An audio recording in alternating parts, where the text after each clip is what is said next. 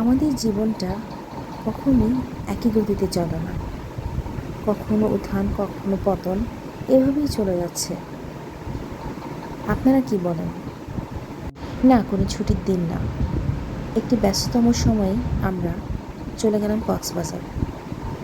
কারণ আমরা চাচ্ছিলাম একটি রিল্যাক্স ট্রিপ। আসসালামু আলাইকুম, সবাই কেমন আছেন? আজকে আপনাদের সাথে শেয়ার করছি আমার লাইফের একটা অন্যতম কক্সবাজার ট্রিপ। আশা করছি আজকের পর্বটি সবাই এনজয় করবেন।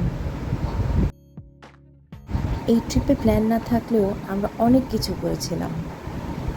আলহামদুলিল্লাহ, একটি সুন্দর ট্রিপ ছিল।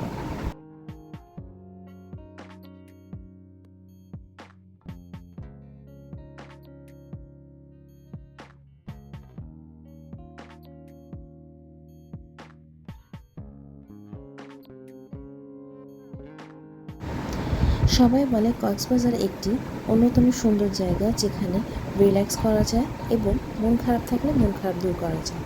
বাট আমার কাছে এটা মনে হয় না। আমার কাছে মনে হয় যার সাথে আপনি ঘুরতে খুব স্বাচ্ছন্দ্য বোধ করেন, সে যদি আপনার পাশে থাকে তাহলে পুরো ট্রিপটি আসলে অনেক সুন্দর হয়ে যায়। আজকে আমি এই ট্রিপে এনজয় করেছিলাম কার সাথে? আমার বেস্ট ফ্রেন্ডের সাথে। অনেক এনজয় করেছি।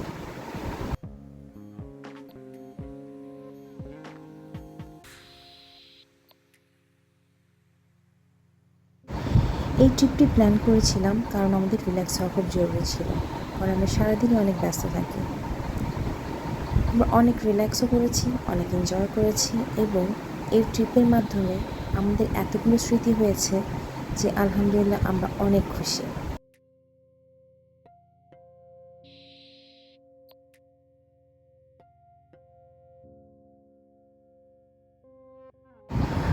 আমি অনেক দিন পরে এটা আপলোড করেছি, কারণ আমি চাচ্ছিলাম যেন আমরা যখনই এটা আপলোড করি আমরা আবারও সেই পুরনো স্মৃতিগুলো মনে করতে পারি। স্মৃতিচারণের উদ্দেশ্যে আপনাদের সাথে শেয়ার করা। অবশ্যই কমেন্ট করে জানাতে ভুলবেন না আপনাদের কেমন লেগেছে।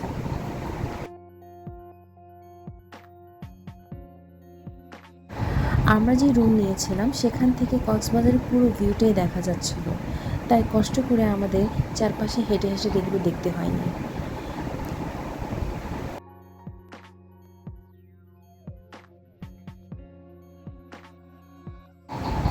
যখন চারপাশ চুপচাপ হয়ে যায়, তখন সমুদ্রের এই সুন্দর গর্জনগুলো যখন শুনতে পাওয়া যায়, তখন আর কি লাগে বলেন?